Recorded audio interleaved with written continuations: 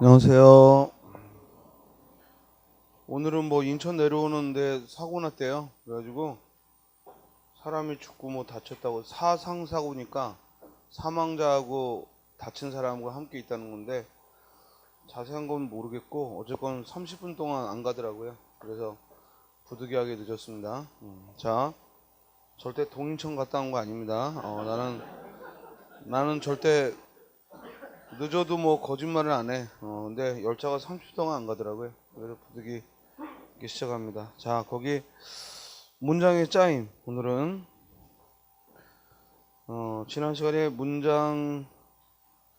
문장의 종류까지 문장 성분까지 했고 서술의 자릿수에 대해서 했습니다. 자, 오늘은 137쪽을 펴세요. 자, 문장은 혼문장과 겹문장이 있습니다. 그래서 혼문장은 주어 서술어 관계가 한 번인 것을 말하고, 그리고 겹문장은 주어 서술어 관계가 두 번 이상 일어나는 걸 말합니다. 그 표준국어 사전에 새로 올라간 건 지난주 얘기했죠?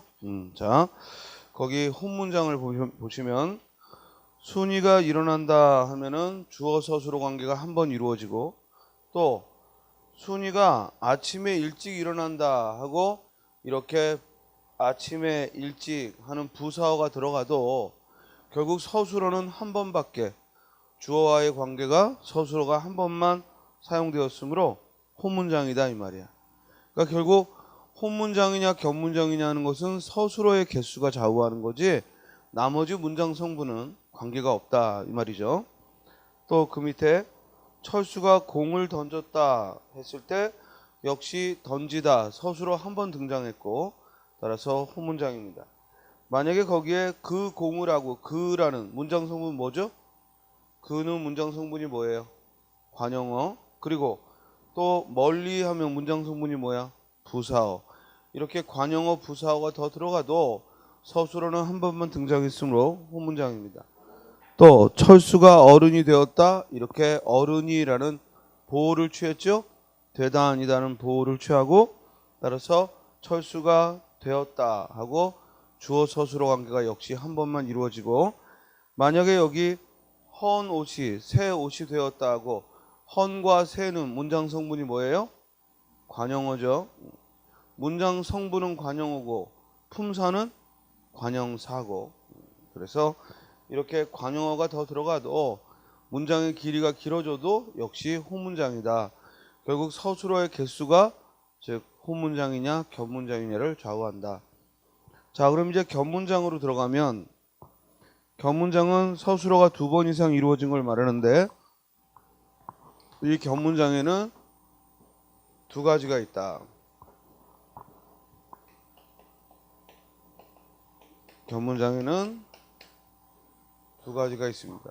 즉 이어진 문장과 그리고 아는 문장.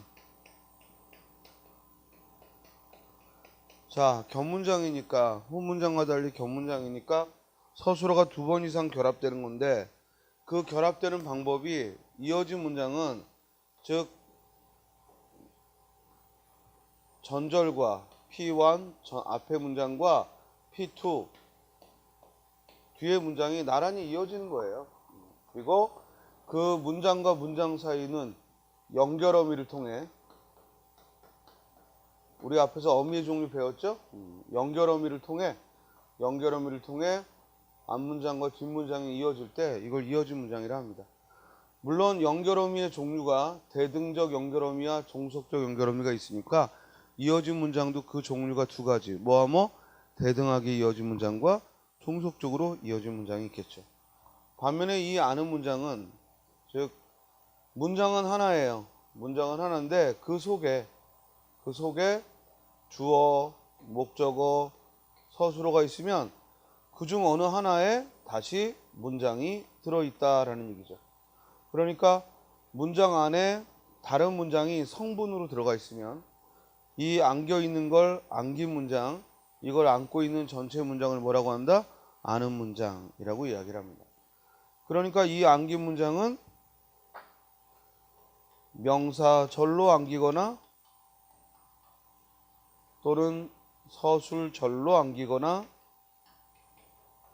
또는 관형절로 안기거나 그 역할에 따라 관형절로 안기거나 또는 부사절로 안기거나 또는 인용되면 인용절로 안긴다. 그래서 5가지로 즉 명사절로 안기거나 서술절로 안기거나 관형절로 안기거나 부사절로 안기거나 인용절로 안깁니다. 이번 주 토요일날 시험이든 내년 초에 보는 시험이든 문장문에서 반드시 시험 문제 나옵니다. 왜? 그동안에 형태론에서 계속 시험이 나왔기 때문에 앞으로 문법에서 나올 확률이 제일 높은 부분은 이 문장론이에요. 그러니까 지난 시간에 했던 서술의 자릿수 또 문장 성문의 종류를 찾아내는 것과 또 하나 문장의 짜임을 정확히 이해하셔야 됩니다.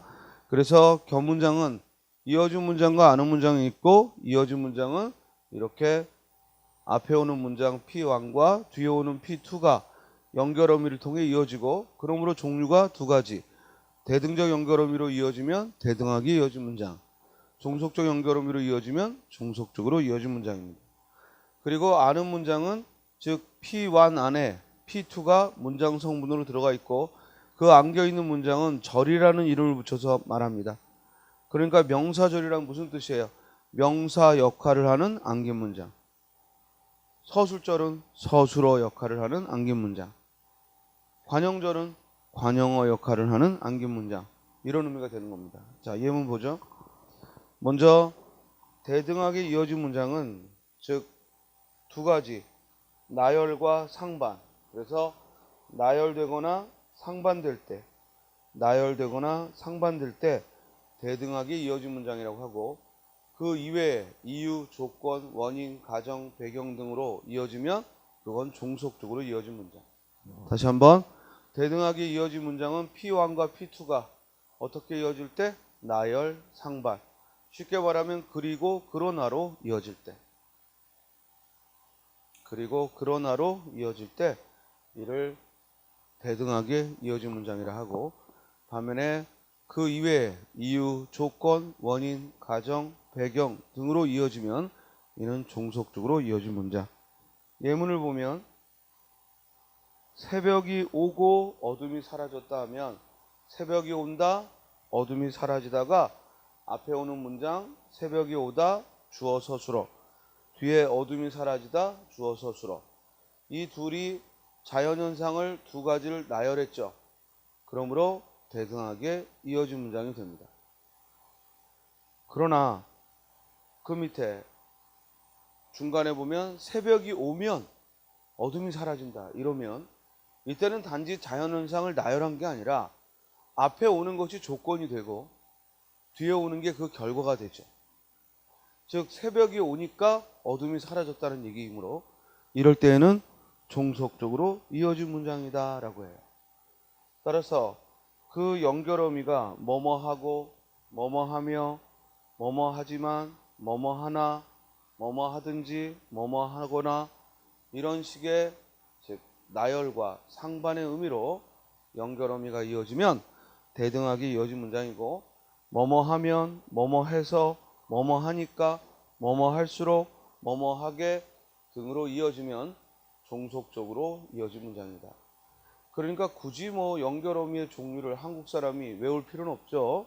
왜냐하면 읽고 그 의미로 파악하면 되니까 굳이 종속적 연결 어미에는 뭐가 있다라고 무리해서 외울 필요는 없고 다만 읽었을 때 앞뒤가 나열 또는 상반되면 대등하게 이어진 문장이고 반면에 그 이외의 의미로 이어지면 종속적으로 이어진 문장이다.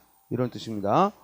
자, 새벽이 오며 어둠이 사라졌다. 이때도 단지 시간적인 순서의 나열을 말하니까 대등하게 이어진 문장이지만 그 밑에 새벽이 오니까 어둠이 사라졌다. 새벽이 오면 어둠이 사라진다. 새벽이 와야 어둠이 사라진다. 새벽이 오면서 별들이 사라진다. 새벽이 오자 별들이 사라졌다. 하고 앞에 있는 것이 흔히 종속절 그리고 뒤에 오는 게 주절 즉 영문법으로 표현하면 종속절과 주절로 이어졌을 때 이를 우리가 종속적으로 이어진 문장. 그러나 전절과 후절 즉 단지 앞에 오는 문장과 뒤에 오는 문장이 나열 상반을 나타낼 때는 대등하게 이어진 문장이다 라는 겁니다. 물론 이것이 복합적으로 쓰일 수도 있죠. 제일 마지막 예문 보면 철수는 집에 가서 청소를 했고, 이때는 철수가 집에 갔다와 철수가 청소를 했다는 단지 시간적으로 앞뒤를 나열한 게 아니라 집에 간 이유가 청소를 하기 위해서고, 그러므로 집에 가서 청소를 한 거야. 그러니까 요 문장만 보면 종속적으로 이어진 거지. 또 그 뒤에 영희는 학교에 남아서 청소를 한 거지. 그러니까 영희가 학교에 남는다는 사실과 청소를 한 건 단순히 영희에게 일어난 사건을 나열한 게 아니라 영희가 학교에 남은 이유는 뭐 때문이야? 청소를 하기 위해서야. 따라서 학교에 남아 청소를 했다는 건 역시 종속적으로 이어진 문장이지. 그런데 이 글 전체를 보면 철수가 집에 가서 청소를 했고 라는 이 문장과 영희는 학교에 남아 청소를 했다는 서로 두 가지 사건을 나열한 거지. 둘 사이에는 아무런 인과관계나 또는 이유, 조건 등의 의미가 없죠. 그러므로 전체적으로는 뭐야? 대등하게 이어진 문장이야. 여기서 주의할 거, 대등하게 이어진 문장은 문법적으로 반드시 병렬 구조를 이루어야 돼요. 그래서 올바른 문장을 찾는 어법 문제나 또는 여러분들이 글을 쓸 때도 가장 중요한 건 대등하게 이어진 문장은 병렬 구조를 갖춰야 된다. 예를 들어 앞에가 청소를 했다 하고 목적어 서술어면 뒤에도 반드시 목적어 서술어가 나와야 돼. 이해했어요? 즉 이걸 병렬 구조라고 합니다. 앞에가 형용사면 뒤에도 반드시 형용사로 서술어가 끝나야 돼. 예를 들어 철수는 탁구를 잘하고 영희는 예쁘다. 이런 문장은 엉터리 문장이 되는 겁니다. 이해됩니까? 영희는 춤을 잘 추고 철수는 잘생겼다. 이런 문장은 엉터리 문장이 된다고요. 이해돼요? 뭐에 어긋나기 때문에? 병렬 구조의 호응에 어긋나기 때문에. 그래서 정말 대등하게 이어진 문장에서 중요한 건 병렬 구조를 맞춰야 된다는 거. 이거 꼭 기억하셔야 됩니다. 어떤 수험서도 이걸 강조하진 않습니다. 그러나 시험에서 정말 중요한 건 대등하게 이어진 문장에서는 뭐를 맞춰야 한다? 병렬 구조를 맞춰야 한다. 이해되세요? 그래서 반드시 대등하게 이어진 문장은 문법적으로 앞뒤의 문장이 병렬 구조를 이루어야 한다. 됐죠? 다음, 대등하게 이어진 문장과 종속적으로 이어진 문장의 판별 같은 건 수험서마다 그냥 써놓는 것이고, 실제로 시험장에서는 대등하게 이어진 문장은 앞뒤를 바꿔도 의미의 차이가 없어요.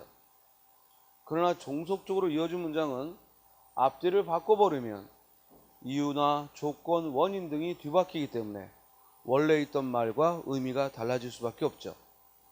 이해돼요? 예를 들어 새벽이 오니까 어둠이 사라진다는데 어둠이 사라지니까 새벽이 온다. 그렇게 바꾸면 의미가 달라진다고. 못 바꾼다는 얘기가 아니라, 물론 아예 못 바꾸는 문장도 가능하겠지. 그러나 못 바꾼다는 게 아니라 원래 있던 의미하고 의미가 달라져 버려. 그게 종속적으로 이어진 문장이에요.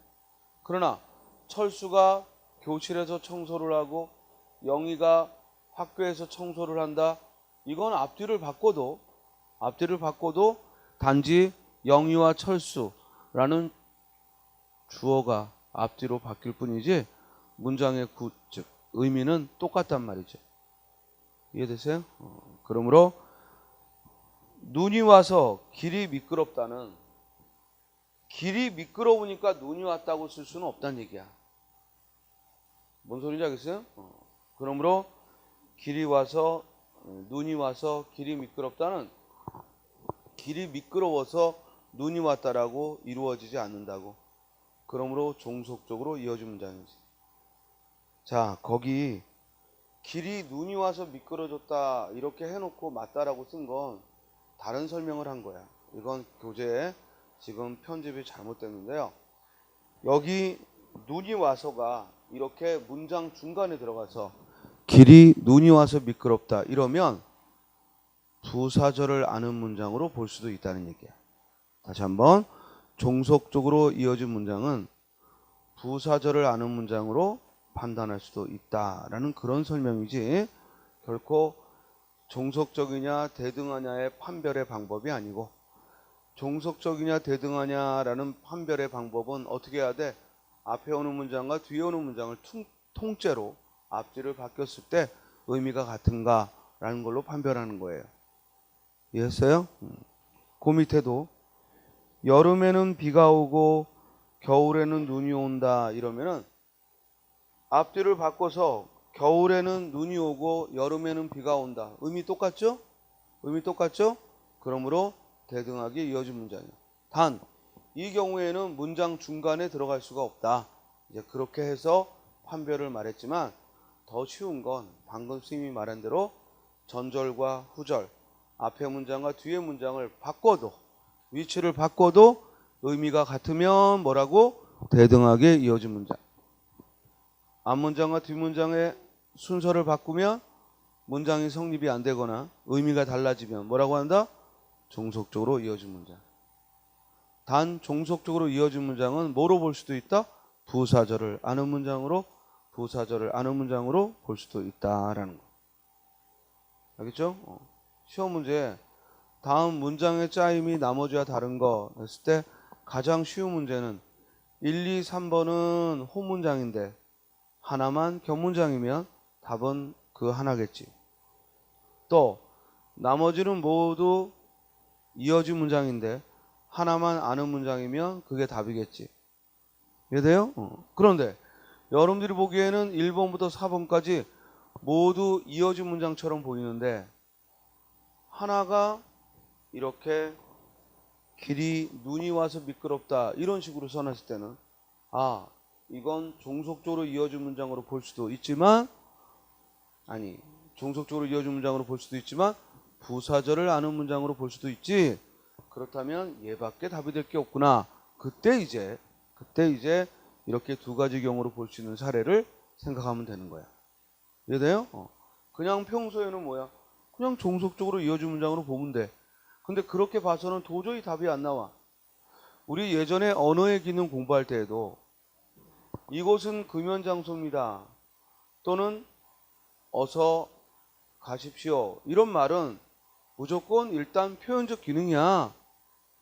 근데 그렇게 해가지고는 1, 2, 3, 4에서 나머지와 언어의 기능이 다른 거 됐는데 그렇게 얘네들을 표현적 기능으로 보면 1, 2, 3, 4 다 표현적 기능이야.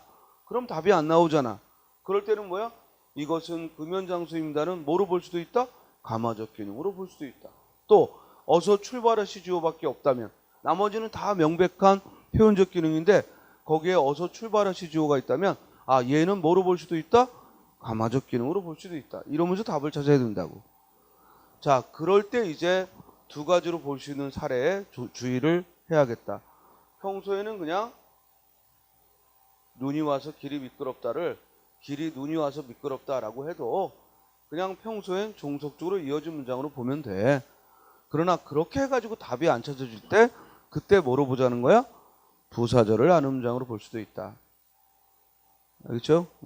자, 또 만약에 다음 중 문장의 짜임이 다른 거 있는데 1번부터 4번까지 선택지가 있는데 나머지는 전부 대등하게 이어진 문장이고 하나만 종속적으로 이어진 문장이면 답은 뭐가 되는 거야? 그 종속적으로 이어진 문장이 되는 거야. 또 어떤 유형의 시험이 가능하겠어? 1번부터 3번까지 전부 다 명사절인데, 그죠? 하나만 서술절이면 그때는 답이 뭐가 되는 거야? 서술절. 그래서 요 항목에서 물어볼 수 있는 출제의 방법은 6가지 정도 되죠. 첫째, 혼문장이냐 견문장이냐. 우리는 학문을 하는 공부가 아니라 뭐야? 시험 문제를 풀기 위한 공부예요. 그러니까 항상 어떤 단원, 어떤 과목을 공부하든 여러분들이 마지막 정리할 때는 여기서 내가 알아야 될 지식이 뭐냐 이렇게 공부하면 안 돼. 여기서 내가 나올 수 있는 문제가 뭐냐, 그리고 그 문제가 나올 때 내가 어떤 지식을 가지고 있어야 되는가 이렇게 공부를 해야지. 그랬어요? 어느 과목을 공부하든 마찬가지예요. 그거 자체에 빠져들어가면 안 돼요. 예를 들어 여러분들이 한국사에서 뭐 동국여주승남이라는 책을 봤다. 그러면 그 동국여주승남에 대한 지식 그 자체가 중요한 게 아니야. 얘가 과연 한국사 문제에서 그것도 우리 공무원 시험에서 나온다면 어떻게 나오는가? 가만히 생각했더니 뭐야? 나올 게 없어. 그럼 뭐야? 그럼 배우나 마나지. 뭔 소리인지 알겠어요? 마찬가지야. 혼문장, 견문장이 우리 시험에서 문제화되어서 출제되는 게 아니라면 알 필요도 없는 지식이야. 알겠어요? 그러나 얘가 출제됐을 때 어떻게 나오는가? 그걸 여러분들이 잘 모르니까 수업을 듣는 거야. 그래서 절대 시험 공부는요, 책만 보고는 안 돼요. 반드시 그 책도 문제를 봐야 되고 또한 수업을 들어야 돼요. 그래야 선생이 이게 어떻게 시험에 나온다라는 걸 말을 해주지. 그럼 아주 엉터리 같은 수업은 뭐냐? 선생이 뭐가 시험에 나오는지를 말을 안 해줄 때야. 아무리 그 내용을 잘 설명하고 잘 이해시켜도 이게 도대체 우리 시험하고 무슨 관계가 있는지 이걸 못한다면 그 선생은 공무원 수험 선생으로는 빵점인 거야. 아무리 많이 알고 아무리 박사님이고 아무리 지식이 많은 걸로 유명해도 우리 시험에 이게 과연 어떤 의미가 있는지 이걸 모른다면 그 사람은 가르칠 자격이 없는 거지. 이해돼요? 학생도 마찬가지야. 아무리 그 과목을 열심히 공부해도 이게 우리 시험에 어떤 식으로 나오는지를 설명할 수 없다면 그 친구는 아는 게 아무것도 없는 거나 똑같은 거예요. 그런 엉터리 공부를 하면 안 됩니다. 항상 우리 시험과 연결을 지어서. 자, 그럼 정리하면 이 문장의 짜임은 나올 수 있는 유형이 혼문장이냐 견문장이냐. 가장 기본적인 유형. 그죠? 또 같은 견문장 안에서도 뭐야? 이어진 문장이냐 아는 문장이냐. 이해돼요? 그리고 같은 이어진 문장 안에서도 뭐야? 대등하게 이어진 거냐? 총속적으로 이어진 거냐. 그럴 때 이제 필요한 방법이 혹시 헷갈리면 그냥 읽고 판단되면 이론도 떠올릴 필요 없고 이제 그게 혹시 헷갈리면 그때 뭘 떠올린다? 앞뒤를 바꿔봐서 주의할 거 앞뒤를 바꿔 문장이 되느냐가 아니라 문장은 다 돼. 뭐야? 의미가 같으냐 다르냐. 알겠어요? 의미가 같으면 뭐다? 대등하게 이어진 문장. 의미가 아무리 문장이 돼도 의미가 달라지면 뭐야? 종속적으로 이어진 문장. 다음 이제 다시 아는 문장 안에서 이어진 문장과 아는 문장을 구별하는 문제도 가능하겠지만 다시 이어진 문장 안에서 아는 문장 안에서 이번에는 나머지는 모두 명사절인데 하나만 서술절이라고. 그렇죠? 또 하나만 서술절인데 나머지는 명사절이라고. 자, 지금부터 이제 아는 문장을 공부해 봅시다. 자, 여기까지는 지금 여러분들이 이어진 문장에서도 대등하게 이어진 문장과 종속적으로 이어진 문장이 어떻게 다른가, 그리고 그걸 판단하는 방법까지 공부했습니다. 그렇죠? 다음 페이지. 이제 아는 문장 속의 문장으로 들어가는데 그 전에 그 위에 써 있는 건 뭘 얘기한 거냐면 이건 접속조사 얘기할 때 얘기했습니다. 즉 와나 과와 같은 접속조사가 문장을 만들 때 이게 혼문장을 이룰 수도 있고 견문장을 이룰 수도 있다.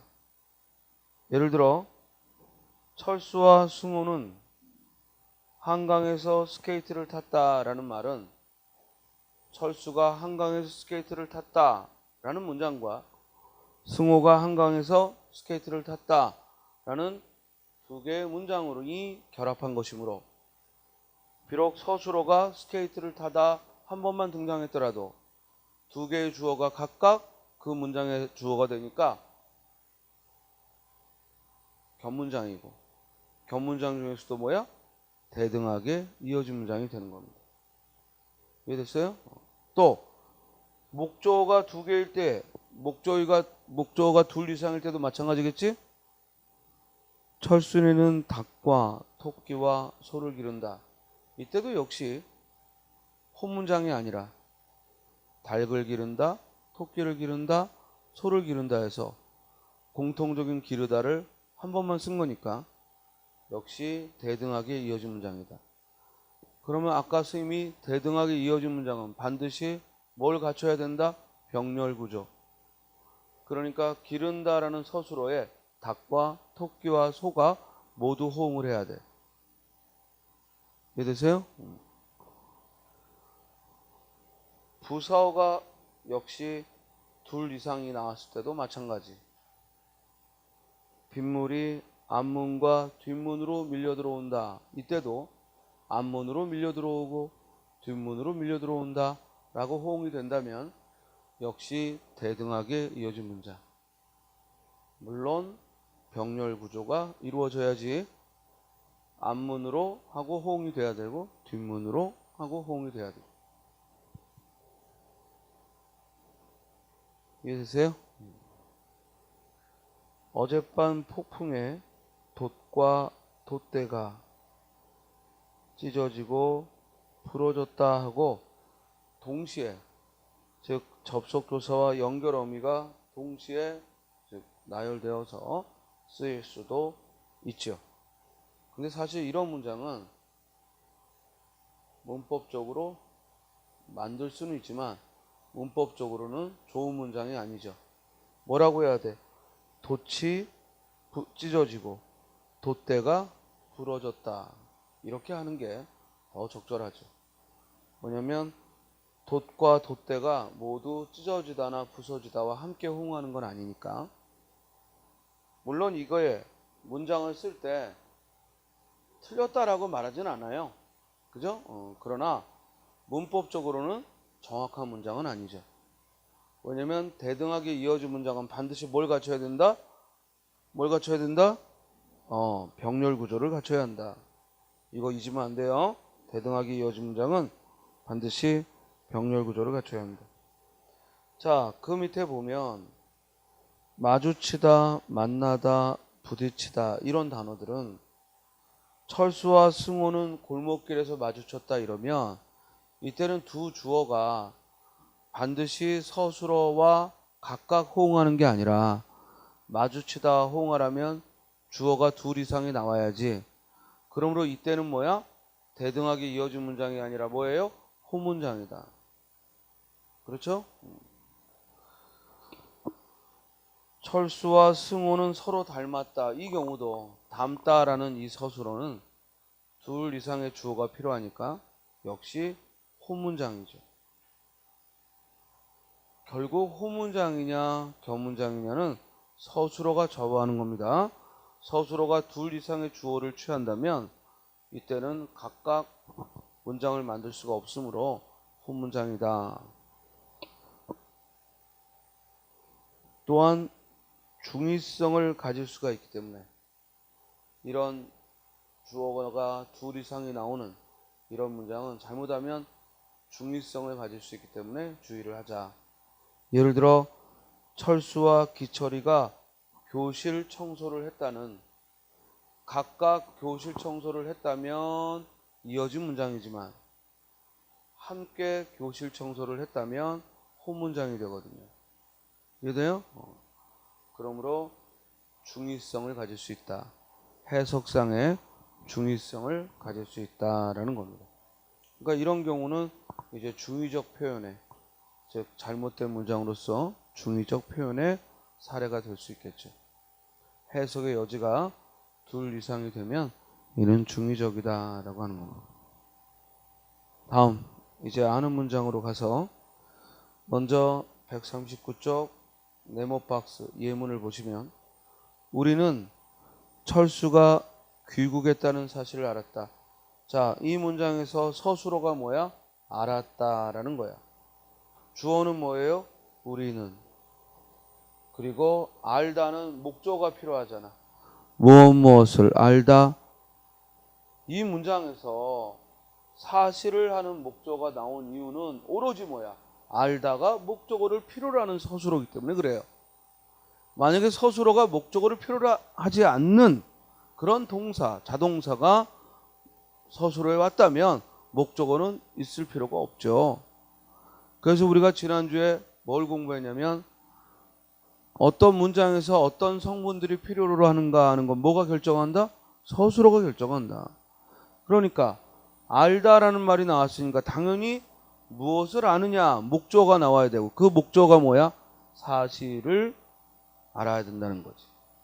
그러면 이렇게 문장의 주 성분 4개 중에 주어, 목적어, 보어, 서술어 주어, 목적어, 서술을 찾았으면 나머지는 무조건 뭐 아니면 뭐예요? 관형어 아니면 부사어예요. 항상 문장 성분을 나눌 때에도 이 순서를 잊지 마. 먼저 주 성분을 찾는 거야. 주 성분 중에서도 뭐가 가장 중요하다? 서술어. 주어는 생략할 수 있고 목적어도 생략할 수 있고 그러므로 가장 중요한 건 서술어예요. 서술어를 찾고 그리고 나머지 주 성분, 주어와 목적어, 주어와 보어를 찾았다면 그 이외에는 무조건 뭐다? 그건 관형어 아니면 부사어다.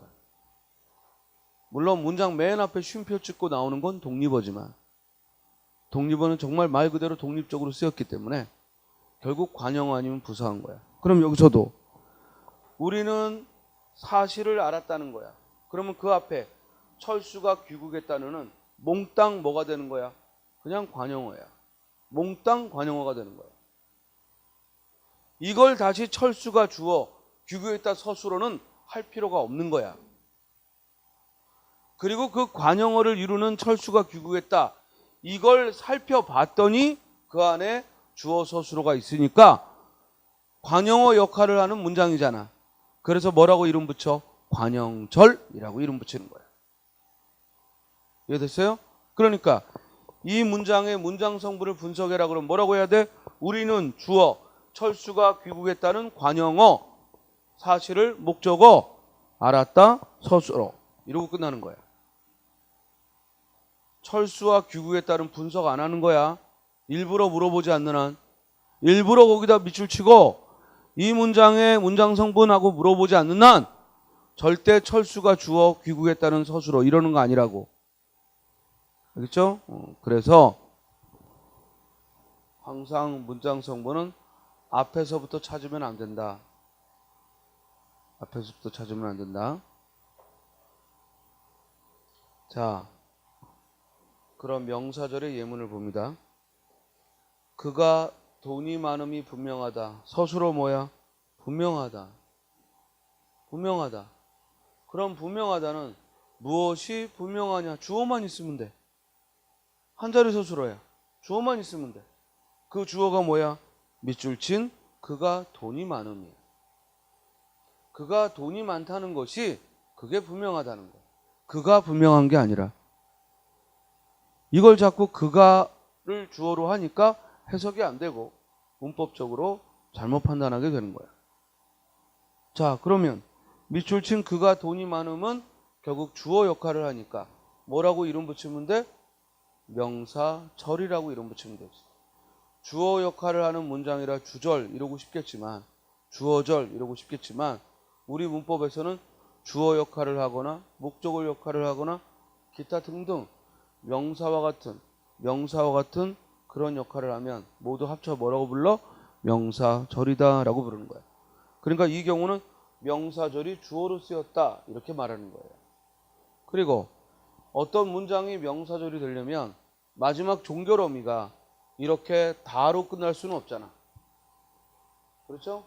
그래서 명사형 전성어미 우리 앞에서 배웠던 명사형 전성어미 뭐 아니면 뭐 미음 아니면은 뭐야? 기를 쓰면 되지. 그래서 여기서는 미음을 썼지? 많음. 지금 음을 썼는데요. 은은 뭐라고 배웠어? 매개모. 받침이 있어서 그래서 들어간 거지. 음이라는 형태소는 없는 거야. 미음이지.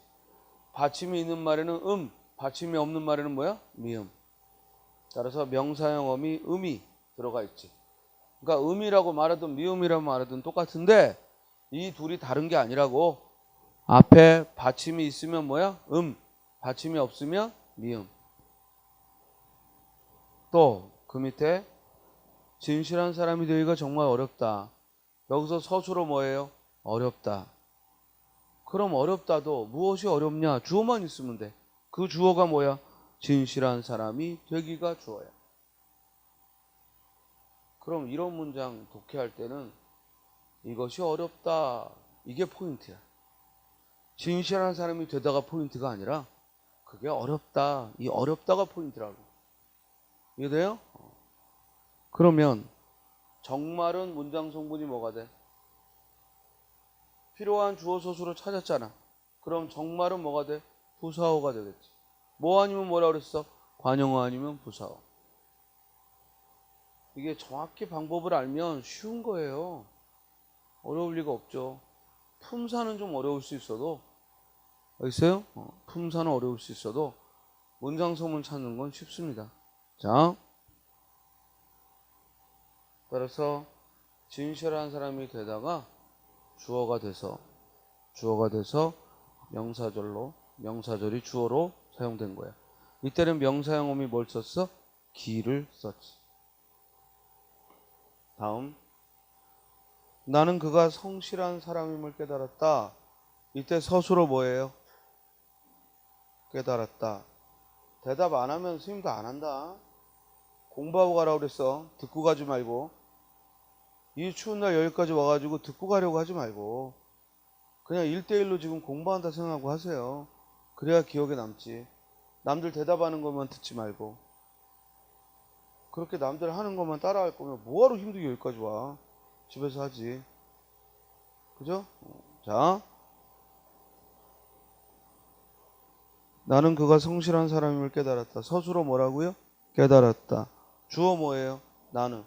그러면 깨닫다는 무엇을 깨닫다? 목적어가 필요하잖아요. 그 목적어가 뭐예요? 그가 성실한 사람임을. 그럼 이 문장에서 핵심은 그가 성실한 사람이다가 핵심이 아니라고요. 그걸 내가 깨달았다는 게 핵심이라고. 이해돼요? 그래서 정확히 문법적인 판단을 하는 사람은 독해 실력이 좋을 수밖에 없습니다. 저는 영어 문법은 강한데 독해가 약해요. 헛소리입니다. 저는 독해는 잘하는데 문법이 약해요. 헛소리죠. 될 수가 없습니다. 그건. 어느 나라 언어든 문법이 안 되는데 정확한 독해 천만에요. 지금 이것도 그가 성실한 사람이 안긴 문장이라는 걸 알았다면, 문법적으로 안긴 문장으로 목적어라는 걸 알았다면 이 문장에서 말하고자 하는 중심 내용은 깨달았다는 거지 그가 진실한 사람이라는 게 아닙니다. 근데 대부분은 뭐가 중요하다고 말해요? 아, 그가 성실한 사람이야. 그가 성실한 사람이라는 걸 내가 깨달았다는 게 이 문장의 핵심이야. 그러니까 독해가 빠른 친구들은 이런 거 읽을 때 나는 이걸 깨달았군 이러면서 넘어가는 거예요. 이해돼요? 그리고 이제 독해 문제에 뭘 깨달았느냐? 그러면 그때 이것을 찾아가서 읽으면 되고. 그러나 그냥 읽을 때는 중요한 건 뭐야? 아, 그걸 깨달았다는 게 중요한 거야. 이해했어요? 자, 그리고 그가 성실한 사람이다라는 것은 이 자체로 그가 주어고 성실한이 관용어고 절대 안 물어봅니다. 안 물어봅니다. 알겠습니까? 왜? 이건 통째로 뭐야? 그냥 명사절일 뿐이야.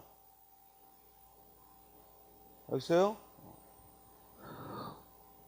이 경우도 명사형음이 뭐 썼어요?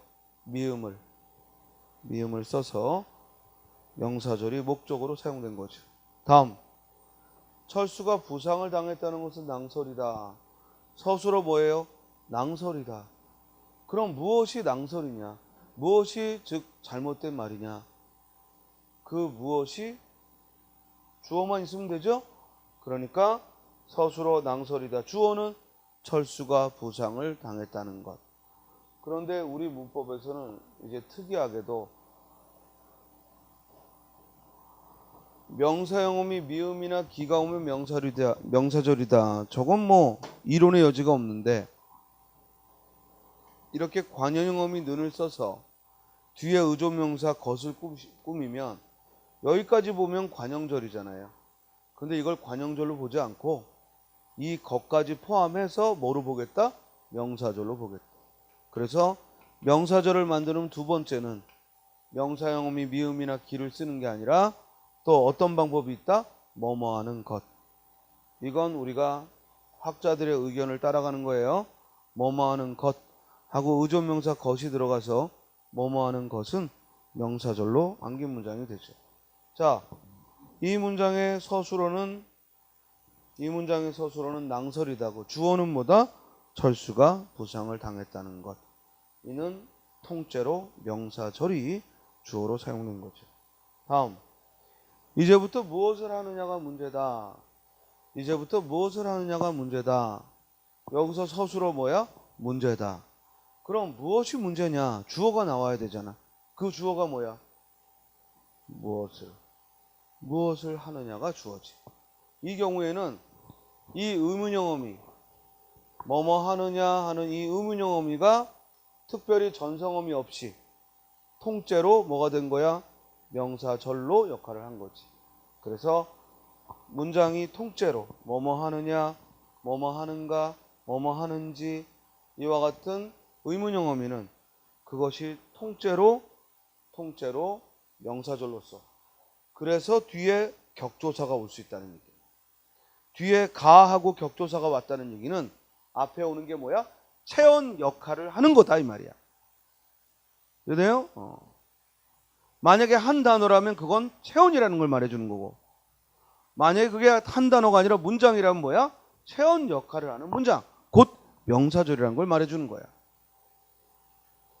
그러니까 우리가 격조사는 어쩔 때 써먹냐면 단어의 품사를 물어볼 때 격조사가 붙었다는 얘기는 무조건 뭐야? 체언이라는 얘기야. 그리고 만약에 한 단어가 아니라 문장에 격조사가 붙었다는 얘기는 무조건 뭐야? 명사절이라는 얘기지. 됐어요? 따라서 무엇을 하느냐가 이 문장의 주어고 명사절이 주어로 안긴 거야.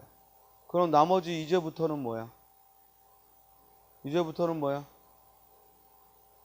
뭐예요? 부사어죠. 이해돼요? 그래서 이 문장은 부사어 플러스 주어 플러스 서술어로 이루어진 문장이지. 이해됐죠? 자, 또 그 옆에 중요한 건 그가 성실한가이다. 자, 이 문장의 서술어가 뭐야? 그가 성실한가야. 그렇기 때문에 뒤에 뭐가 붙었어? 이다가. 이다는 뭐죠? 서술격 조사야.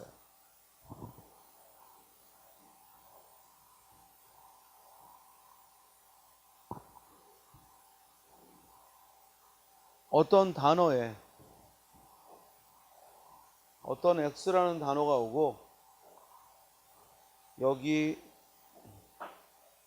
이다가 붙어 끝났다면 이건 둘 중에 하나지. 얘가 체온이라는 걸 말해주거나 됐어요? 아니면 파생어를 하는 거지. 끄덕이다 이런 말. 됐습니까? 왜냐면 이다는 두 가지가 있죠? 하나는 뭐야? 서술격사 이다가 있고 또 전미사 이다가 있지.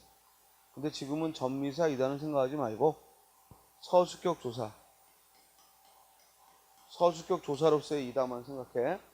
그러면 서술격 조사 이다가 붙었다는 얘기는 이 단어는 무조건 체언이라는 얘기야. 100%. 얘가 서술격 조사라면 얘들 마찬가지. 여기에 P하고 문장이 왔어. 문장을 P라고 하자고. P라는 문장이 왔는데 여기 이다가 붙었다는 얘기는 이걸 서술절이 아니라 이건 뭐야? 얘가 체언 역할을 한다는 거야. 뭔 소리지 알겠어요? 얘가 X 역할을 한다는 거야.